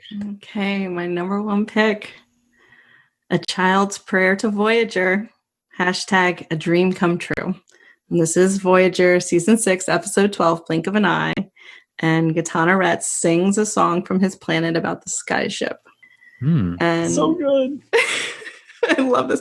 I couldn't not pick this. This is one of my favorite moments in Trek from quite possibly my favorite episode of Trek, depending on the day. Jenn, how often does your very first dream come true? Oh, I'm gonna cry. Of course, I'll help you. Oh man, yeah. So this is a quiet moment between Gaetano Retz and Janeway in her ready room as they look out on his home planet, and he now understands the situation that he's in, and he understands the situation Voyager's in, and a mystery he's wondered about his whole life, and a mystery that has captivated and inspired his people for centuries. He knows, the mystery of Voyager has fed their scientific curiosity, all this time. And he says, I'm the only one who knows its name, Voyager. It's such a beautiful moment. So beautiful. Okay. And the song itself. So this beautiful little lullaby that he sings is just the culmination of all the scenes that we've witnessed of his ancestors, trying to make sense of what they see in the night sky and Voyager. And it's just a beautiful celebration of like the scientific curiosity that we all have, but also the beauty of nature. And it's their version of Twinkle, Twinkle, Little Star, which is it's a song celebrating the same thing. The lyrics to Twinkle, Twinkle, Little Star were written before we knew what stars were made of, Right. Like, so how I wonder what you are isn't just like a child wondering that. It's we have no idea, but there's these beautiful things in our sky and wanting to know more and that curiosity driving everything, both the beauty and the science of the night sky in that little compact, little song that he sings, Star of the Night. Star of the day, come to take my tears away. So good. So good. It's brilliant. It makes me so happy every time I hear it. Make my life always bright. Star of the day, star of the night. He doesn't actually sing that part, but I just complete the quatrain because I sing that one as a lullaby. This is a beautiful, important episode of Star Trek. It's my number one episode of Voyager. Yeah, mine too. Star of the night, star of the day, come to take my tears away. Make my life always bright. It's a child's prayer. To Voyager? Yes. I hope you're not disappointed. How often does your very first dream come true? Of course, I'll help you. I just love it because it's about using something as a catalyst to learn and grow, and also not to be satisfied and to surpass whatever the impetus is that's pushing you forward. I just love Gaetano Retz representing that he's strived to learn what this is and achieve it, and then he surpasses it and he saves it and he frees them and he helps his people get away from the earthquakes and move on and educate. And it's just freaking beautiful episode. And this moment, I love this. Had a feeling it was going to be on your list, Jim. Unpredictable, but I couldn't put it on there. And at the end, it's one of my favorite endings too of an episode of the old Gaetano Retz. Looking up in the night sky and seeing Voyager, his friends from Voyager finally leave. Yeah, and it has one of the great hero moments too when he's like, "Clear, runway." Oh yeah, runway 12 because Gaetano Retz is coming home. Who do you think you are, Gaetano Retz? Yeah, it's so great. Justin, what's your take on Blink of an Eye? Yeah, Blink of an Eye is kind of an interesting episode for me because for a while I didn't actually have as high of an opinion of it as a lot of people do, which I know is weird. No wrong answers. But no, like more recently on a rewatch, I watched it and I was like, wow, this is a really incredible concept, and it's amazing to think about Voyager influencing everything, centuries of history. Yeah. I mean, boy, Voyager seems to influence a lot because in Living Witness they influence like hundreds of years of history too. But no, it's an incredible concept. I do now think it's a great episode. For some reason, it didn't click with me in previous rewatches, but I hadn't thought of that musical moment because it's that just like little thing that someone is finally able to actually sing this thing that is because of the ship that they're in right now. Like, how often would you get? I mean, it would be like Like if people, when they went to the moon, found that it was actually like, a giant alien space station or something, right? It would like blow your mind, and the moon has influenced like our whole human history, right? Like if it was something like that, it would just totally blow your mind and you couldn't even believe what was happening. But no, I think it's great. I just hadn't thought about it because it's like this little snippet of song, right? That happens. Yeah, it's a beautiful moment. I mean, I'm just going to add, I love that they first feared it, and then they kind of worshipped it, and then they realized it was something more and it needed to be studied and maybe explored, and there was a reason for the earthquakes, and it just, it's such a beautiful and then they want story. to blow it up. Then they want to blow it up, which is exactly they went through the same happened. stages we have done in our development. Exactly.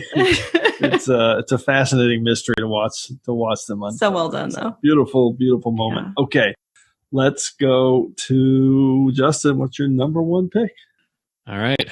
5 words in a hashtag. Human and hologram croon together. Hashtag babe, won't it be fine?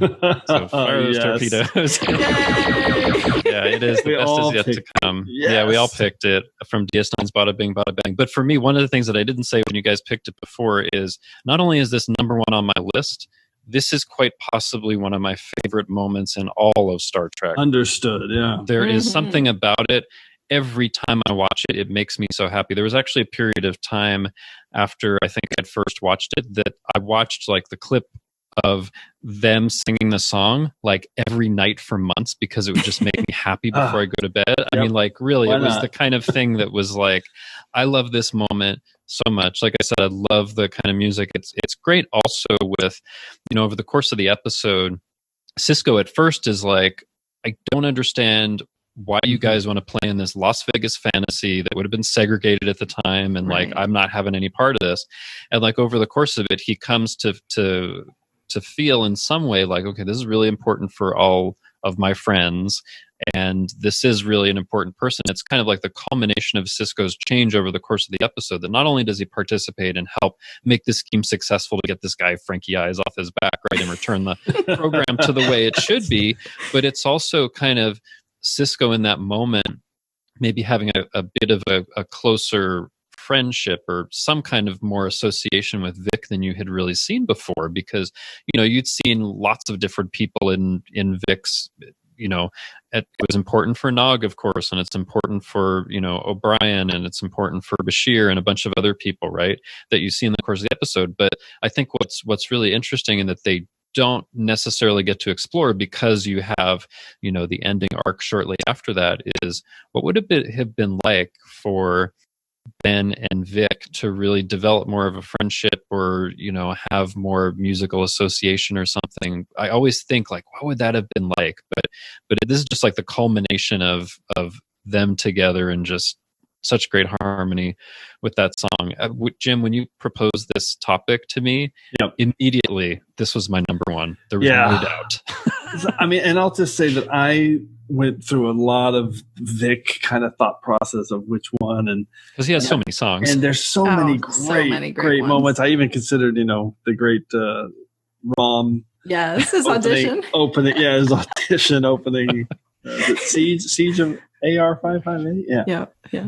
That's why the lady is a scamp. Is a scamp, right?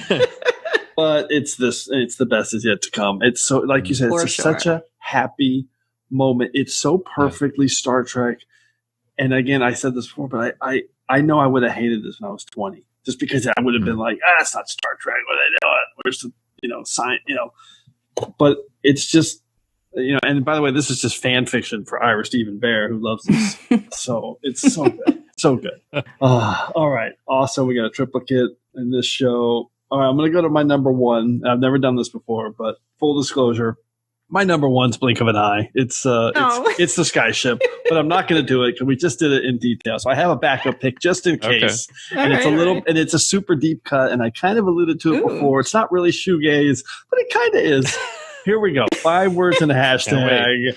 5 words in a hashtag. Eddington hides in plain sight. Hashtag Breen Colony on Portis 5. It is Deep Space Nine Season 5 for the uniform when Odo finds a Breen nursery rhyme in a Maquis message and cracks the code. And so I knew you were going to do a nursery rhyme, Jen, at number 1. I was ready to do it in case you didn't. How funny. So I'm doing the Breen nursery rhyme. And this is just a great moment in a great episode. Cisco is unhinged in this moment. Odo shows up on the holo communicator and he says he's intercepted a Maquis message that was just a Breen nursery rhyme. And I'm going to play it for you right now. I've analyzed the Maquis message. And? It appears to be a simple Breen nursery rhyme, a heterophonic 5-line verse. Quite a catchy one, too. What does it mean? Well, metrical analysis shows an alternating tetrameter and pentameter structure, but the computer could find no meaningful pattern in the words. They appear to be just what they are, nonsensical phrases strung together because they rhyme, at least to the Breen. And the music? It's written on a Lixian scale. I ran it through the computer, too. No meaningful pattern. So we're nowhere. No, I wouldn't say that. You see, I remembered something that Eddington once said to me. The best place to hide something is in plain sight. And since this is a Breen nursery rhyme... So you think that Eddington is using the music as a signal for a rendezvous in the Breen system? Or a Breen settlement, like the one on Portis 5, which isn't far from the DMZ. And it just sounds super cool. That just really, really cool kind of made-up language and made-up notes and sounds. And then, Odo goes through this whole litany of kind of how to crack it. Like, he's like, it's a heterophonic 5-line verse, quite a catchy one. And the music's written in a Lixian scale with no meaningful patterns.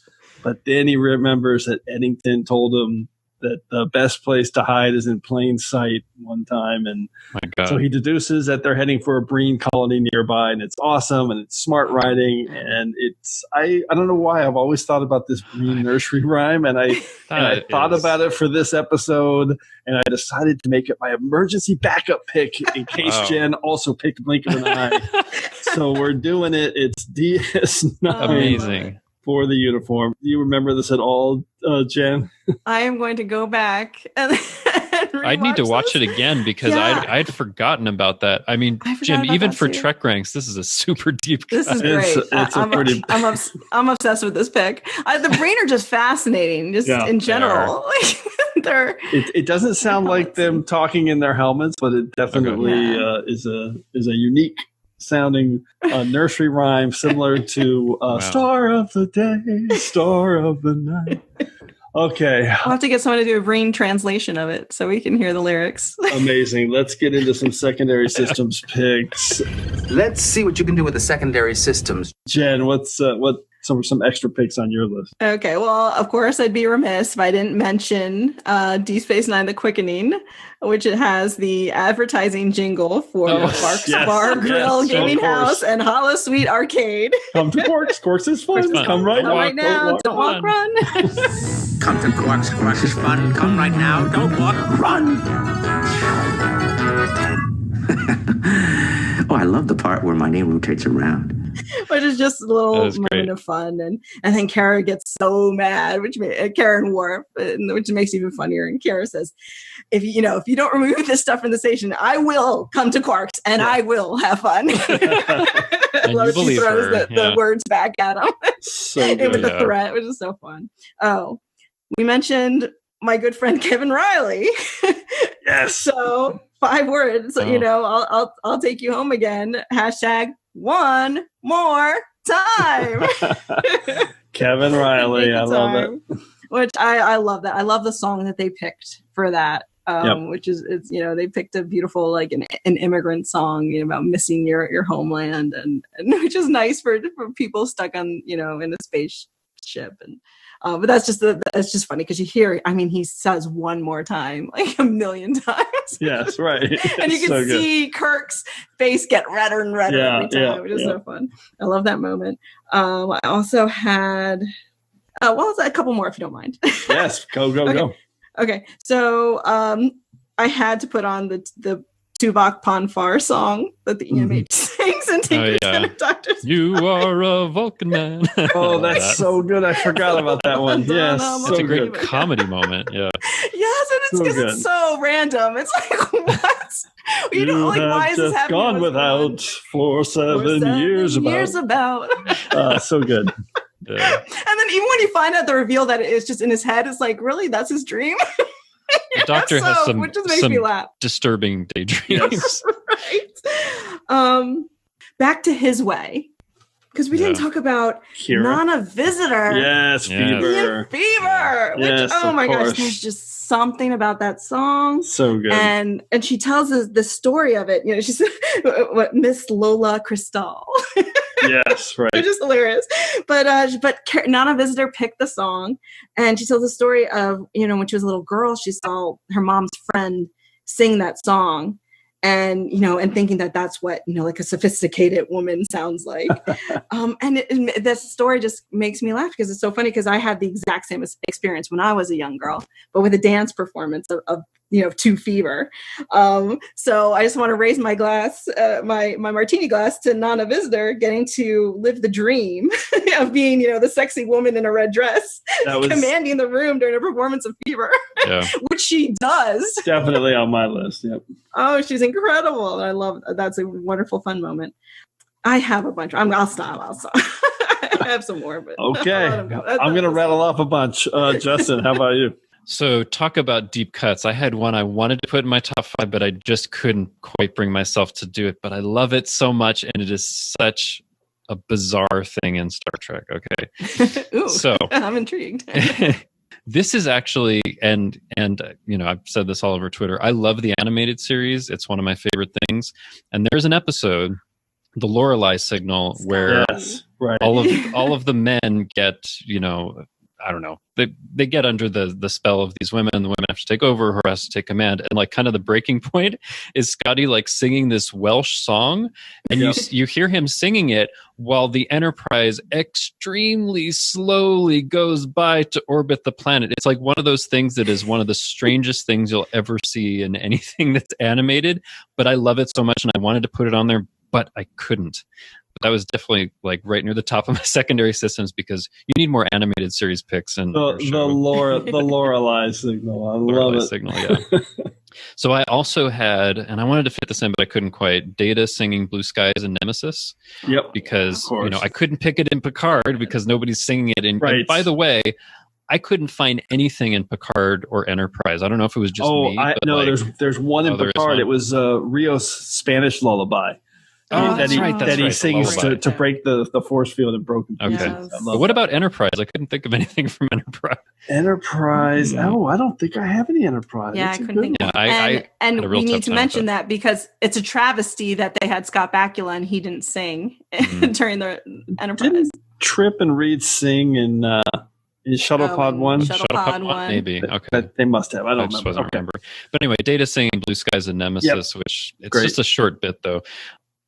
Number 1 in Spock singing Model Major General in Q&A, the short track. Yep, so good. Definitely thought about that one. Row, row, row your boat in Star Trek 5. Yeah, I love it. Yep, of love course. it. Oh, Scotty playing Amazing Grace on the bagpipes in Star Trek 2 for Spock's funeral. I really thought about that one, but it's so tough when you just have to pick 5. Another thing, a personal favorite of mine, which I know is not popular at all. I love the TOS episode, The Way to Eden. So like all the singing and crazy playing that happens. I love that. I have Adam in The Way to Eden on mine. The Charles Napier. I love it. So sometimes I'll just listen to the songs and I'll be like, these sound like great songs. But anyway, so great. I had that on my list. I also had Worf singing Klingon Opera and Unification when he sings that song. I think it's Melota. Akuta and Melota. Yes, I had that. Thank you. So I also had Picard with the children in disaster in the shaft singing for Jacques. Yeah. And then I also, this was an odd pick. I definitely couldn't figure, but I had like Data trying to whistle Pop Goes the Weasel and Encounter Farpoint. That's a good one. That's a good one. It was like this one of these things that tells you something about his character when you first meet him, but I couldn't quite get it in there. So that was my long, I started with such a lengthy list. And I have so many. A lot of those were on my list. I'm going to rattle off a couple more. There was 2 more good Klingon ones. Birthright Part 2, when Tok returns from the hunt and he sings the Warriors song that he thought was a lullaby. They used to sing it to him as a lullaby's a theme right now. Yeah. Lots of Klingon songs. A song known only to me as a lullaby, but it is a warrior's song. Ba da tumo, fire streaks the heavens. Shoja duro, battle has begun. Ba da tumo, shoja duro, yaja ke o. Yaja ke o, yaja ke o. And then the end of Soldiers of the Empire, when the Rataran crew wins their first victory and everyone's singing the Warriors anthem. Well-known Klingon song that they earlier nobody was singing because Worf couldn't get them to sing it, and then at the end they're all singing. And isn't that one where part of the translation is the Black Fleet, which previously you had only heard about in the novels? All right, a couple more deep cuts. Tuvok singing to the little kids, Innocence, Phalor's Journey. I love that because Tuvok's singing. Yeah, right? Yeah, Tuvok singing, man. I almost picked that. And then I have Neelix singing a Vulcan funeral dirge. Oh, starless night of boundless black. When does that happen? In Tuvix. In Tuvix. And Tuvok is so annoyed. He's like, that is a Vulcan funeral dirge. He's like, yeah, it's the most peppy thing I could find. And then that's a great moment. Come cheer up, my lads, 'tis the glory we steer. That's Picard in Allegiance when he's singing. When they drinking song. Like, it's not really something's wrong because he's singing. Yeah, something's wrong with the captain. It's the Picard replacement. Yeah. British Tar from Insurrection, one of Yeah. my favorites. Worf and Picard getting Data back. More HMS Pinafore. Yes, exactly. And then I've got one more deep cut here. Special shout out. I almost picked it. I was very tempted to pick the Whale Song by George and Gracie. Wow. On the Voyage Home, because it's literally a whale song. That's what they call it. That is very cool. Yeah. Yeah, it's beautiful. So I love it. And I didn't pick we eliminated things like, well, from my and Jen with your Prime Directive, things like the Beastie Boys with Sabotage and Roy Orbison and Ooby Dooby and Magic Carpet Ride. Steppenwolf is a great moment. I actually thought about the Punk on the Bus in Star Trek 4 playing I Hate You. Yes, I almost But then I was did like, that too. he's not really kind of playing it. So anyway. No, Kirk Thatcher as the Punk on the Bus is on my list too. All right, I knew this. And we have to one more. We can't let this go by without mentioning the O'Brien Bashir Jerusalem. Jerusalem. Drunken Jerusalem in Explorers. Excellent. Thank you. That's another good one. All right, awesome. We could just keep going all night. But I knew this would be a great topic with some great deep cuts, but now it's time to get into our regeneration cycle and go through some stats and a quick recap of our picks. Computer, activate regeneration cycle. Alcoves beta and gamma. Okay, Jen, why don't you recap your top 5? Okay. My number 5 pick was Klingon Chef in Playing God. Number 4 pick was Odo and Cisco singing They Can't Take That Away From Me in His Way. Oh, good. Number 3 is my cheat pick with You Are My Sunshine and Oh My Darling Clementine in the episode Someone to Watch Over Me and Equinox Part 2. Number 2, The Best Is Yet to Come, Bada Bing, Bada Bang. And number 1 is The Star of the Night, Star of the Day in Blink of an Eye. Beautiful. So with your cheat, you had 3 from Deep Space Nine and 3 from Voyager. Fantastic. Justin, how about you? Recap your 5. All right. Number 5, I had Picard and Darren with their duet in TNG's Lessons. Number 4, I had Uhura singing Beyond Antares in the TOS episode The Conscience of the King. Number 3, I had the Doctor and Seven singing You Are My Sunshine in Someone to Watch Over Me in Voyager. Number 2, I had Saru singing a Kelpian song of remembrance at Ariam's funeral in the Discovery episode The Red Angel. And number 1, The Best Is Yet to Come, DS9's Bada Bing, Bada Bang. Beautiful, man. You spread it around. You had one each from TOS. That was deliberate, actually. TNG, Deep Space Nine, and Discovery. Yeah, that's great. I like to spread it around to different series. That's awesome. All right, my 5 picks. I usually don't look at that when I'm doing it until this exact moment, and now I'm seeing my breakdown. Okay, my number 5. Once more, Unto the Breach from Deep Space Nine, the Klingon crew of the Ratarans singing for Core. Number 4 pick was an oboe for Carone, Stamets, and Tilly singing David Bowie in Discovery. My number 3 pick, Bada Bing, Bada Bang from Deep Space Nine, and that's The Best Is Yet to Come, Cisco and Vic. TNG, The Wounded was my number 2 pick, The Minstrel Boy with O'Brien and Maxwell singing. And my number 1 pick from Deep Space Nine from For the Uniform, a Breen nursery rhyme that Odo uncovers as a mystery pick. All right, so I ended up with 3 from Deep Space Nine, 1 from Discovery, and 1 from TNG, and some stats to break down. There were 4 songs in an alien language, 2 Klingon, 1 Kelpian, and 1 Breen. We had 10 duets and 4 solo performances and 1 group performance. Cisco led the way with 4 overall picks because we had that triplicate from The Best of Times, Bada Bing, Bada Bang, and we had 1 duplicate with Someone to Watch Over Me. That makes a lot of sense. And the episode breakdown was 1 from TOS, 2 each from Discovery and TNG, 4 from Voyager, and 7 from Deep Space Nine leading the way. So I love it. This was an awesome topic. I've been looking forward to this one for a while. All right, but let's jump into our temporal causality loop because it's time to hear from you guys. Enterprise has been caught up in a temporal causality loop, and I suspect that something similar may have happened to you. And for this week's temporal causality loop, we're going back to episode 81 and our top 5 sheltered in place episodes, which was a really cool and timely topic that we were able to do and got some great feedback. So just going to start off with a few individual picks that we received that I thought were great deep cut shout outs for sheltered in place.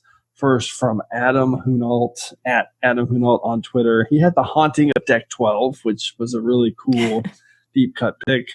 Melody Mackey, who is at Dolphins Melody, picked Allegiance, which I just mentioned. That's funny. It happens a lot as a sheltered in place. Well, 4 people were definitely sheltered in place in Allegiance. Deb Maltasanti at Silverdo25 on Twitter picked Rocks and Shoals as 2 groups shelter. Hashtag I tore my pants. Abby Summer at Abby Summer had The Sound of Her Voice as a sheltered in place, which I really like. I love that. Because the crew's kind of stuck on the ship and they're talking to someone who's dead. Far away, who's dead. Yeah. Old Captain Cusack. Oh. All right, and then we got one amazing list from Rich Master, who is at Masters Rich on Twitter, and he sent an awesome list, full 5 words and a hashtag, and each pick is alliterative. I love that. Very impressive. Ooh. So his number 5 was from Gravity, from Voyager. Temporal Trap Triggers Tuvok Test. Hashtag Hopeless Romantic. Number 4, The Catwalk, a popular pick. Space Storm Spurs Shelter Solution. Hashtag Lucky You Got a Toilet, Malcolm. Number 3, Starship Mine from TNG. Picard's pillion prevents power pillaging. What's a pillion? Pillion? I was going to look that up. What is that? All right. I love it. Hashtag poor Hutch. Oh, man. R.I.P. Hutch. Oh, Number Hutch. 2, The Ship from Deep Space Nine. Shapeshifter subterfuge steals Cisco's steadfastness. Hashtag should we use it for a doorstop? Which is really great. And number 1, Civil Defense from Deep Space Nine. Ducat's devious defenses deal damage. Hashtag more like uncivil. Nice. Fantastic list. From By the way, Jim, I looked it up. I think pillion is another name for saddle.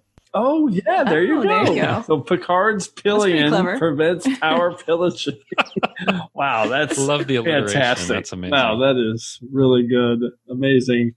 All right, those picks more than enough to clear us from this week's temporal causality loop. So as always, I want to thank everyone again for all your great responses to TrekRanks. Please keep your list coming to me at TrekRanks on Twitter so we can retweet them, but we also want to hear from you. So put together your own list of top 5 moments in song or a list from any of our past shows and give us a call at the Tricorder Transmissions at 609-512-5527 at 609-512-LLAP, or you can just record your own list and then send me a DM and we can connect that way.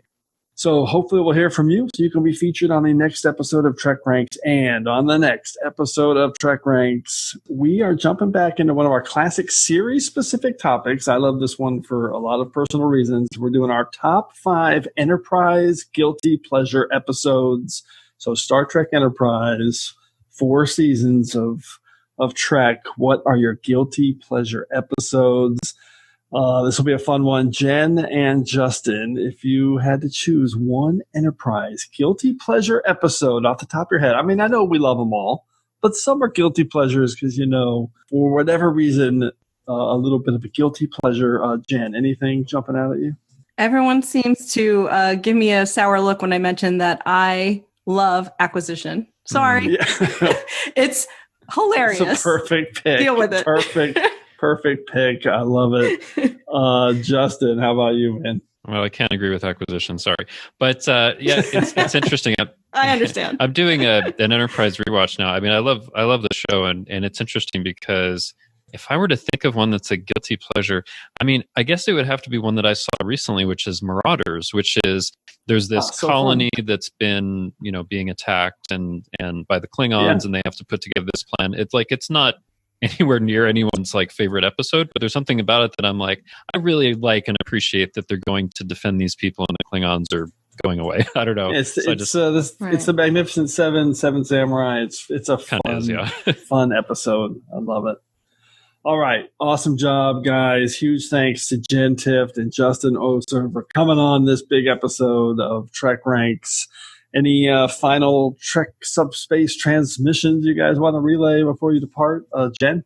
This was a lot of fun, and there's so many great, who would have thought that in a science fiction show there'd be so many great moments of song, and we didn't really even scratch the surface. Totally. There's going to be so many. There's a lot more. There's going to be so many where people are like, how come you didn't say? I'm like, we listed 60 of them. I don't know. But thanks for having me on. It was fun. All right, Justin, great to have you on finally, man. Yeah, it was so great to be here. Yeah, and when you came with this topic and you're like, it has to be in universe, it can't be the score or whatever, I was like, oh, I wonder how limiting that is. But no, there was a ton of picks, and it was so much fun getting to be on TrekRanks and finally talk with you about such a great topic. I love music. I love song. It was wonderful. And no matter what's going on, hopefully, if you're listening, the best is yet to come.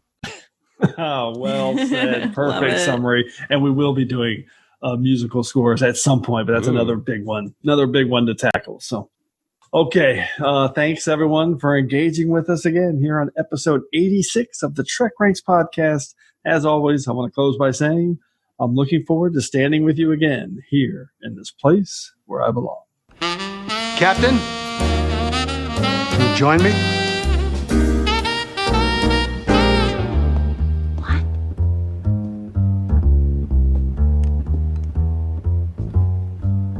Out of the tree of life, I just picked me a plum.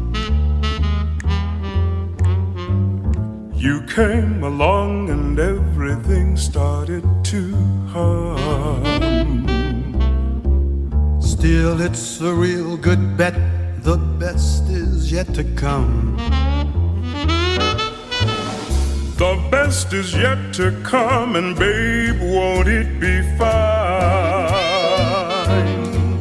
You think you've seen the sun, but you ain't seen it shine. Wait till the warm-up's underway. Wait till our lips have met. Wait till you see that sunshine day. You ain't seen nothing yet.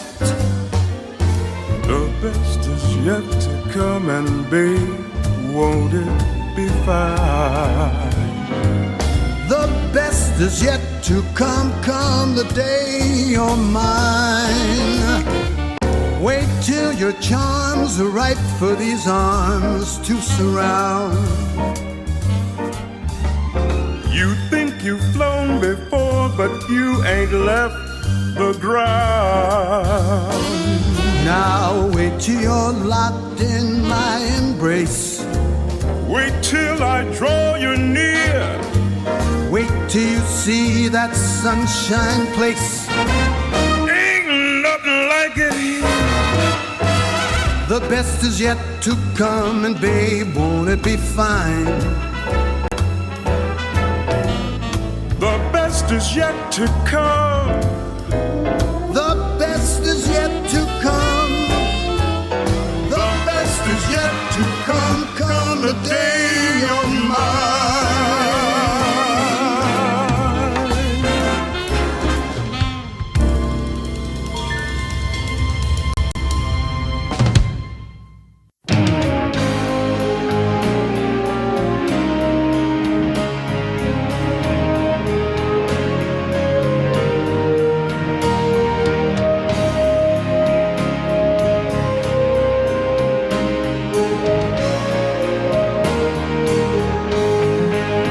Just want to remind everyone again that the entire TrekRanks catalog is available for you to download and listen to at TrekRanks.com and on your podcast player of choice. Our episodes never get carbon dated, so check out the topics you've missed and maybe just want to listen to again over at TrekRanks.com. And a reminder to check out our friends 5-Year Mission at 5yearmission.net. They're writing a song for every episode of Star Trek, and you won't believe how great their music is. They also have a podcast at the Trek Geeks Network, so seek them out. You won't regret it.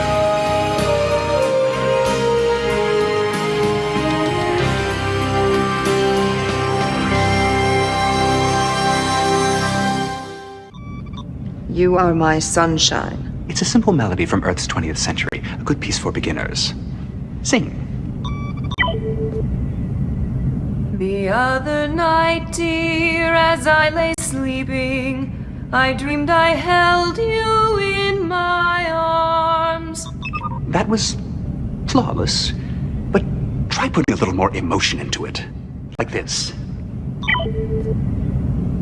When I awoke, dear, I was mistaken, and I hung my head and cried. See? Computer, add instrumental accompaniment. On to the chorus. Together now. You are my sunshine, my only sunshine. You make me happy when skies are gray. You'll never know, dear, how much I love you. Please don't take my sunshine away. You are my sunshine, my only sunshine. You make me happy when skies are gray. You'll never know, dear, how much I love you. Please don't take my sunshine away.